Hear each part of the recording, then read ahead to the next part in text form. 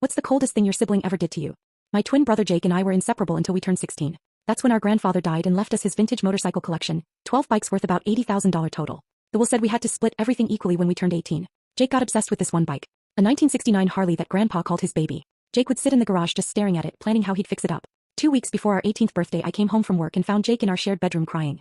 He handed me a crumpled paper, our parents' divorce documents. Dad was moving to Florida, Mom was keeping the house, but she'd have to sell Grandpa's bikes to pay for it. Jake grabbed my shoulders. Listen. If you sign over your half to me, I'll buy the Harley for Mom and we can keep at least one bike in the family. I could see he'd been planning this speech, his hands were shaking. I trusted him completely, we were twins, we shared everything, so I signed. The day we turned 18, Jake went to the lawyer's office alone. He came back that evening with keys to the Harley and a huge grin. Got it for $3,000, he said. Mom's so happy. Something felt wrong. I called Mom. Her voice got weird when I asked about the bike sale. After 20 minutes of me pushing, she finally admitted the truth. Jake hadn't just bought the Harley, he bought all 12 bikes for $40,000. Exactly half their value. My signature had given him legal ownership of my entire inheritance. My own mother had helped him do it because he claimed that I didn't care about motorcycles. He said you just wanted the money for college. Anyway, she whispered. I confronted Jake that night. He didn't even look guilty.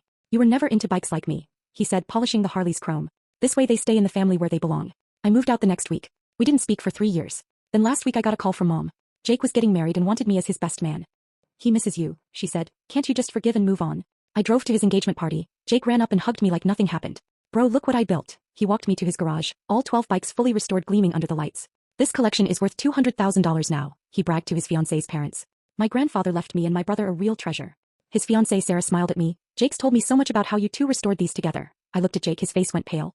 He'd been lying to her for months about our shared hobby. I smiled back at Sarah. Actually, Jake, why don't you tell everyone you really got these bikes? The room went silent. Jake started stammering about family business and complicated legal stuff. I pulled out my phone and showed Sarah the original will, the document I signed, and the sale records I'd gotten from the lawyer. Her face changed as she read. You stole your brother's inheritance, she whispered. Jake tried to grab my phone. It's not stealing if he signed it over. Sarah stared at the dates on the documents. He was 17 when he signed this. This isn't even legal. That's when I dropped a real bomb, Sarah. I've been working with a lawyer for 6 months. The statute of limitations hasn't run out. I can still contest this in court and get half of everything back. Jake's face went white. You wouldn't. I looked around the room at his fiancée, her parents, and all his friends who'd heard him brag about his collection. You're right, Jake. I won't take you to court. But I am going to tell Sarah's parents exactly who they're letting their daughter marry. I turned to leave, then looked back one more time. The coldest thing isn't that you stole from me when we were kids. It's that you built your whole adult life on that lie. And you were going to let your wife live it too. Jake called me 17 times that night. Sarah called off the engagement the next morning.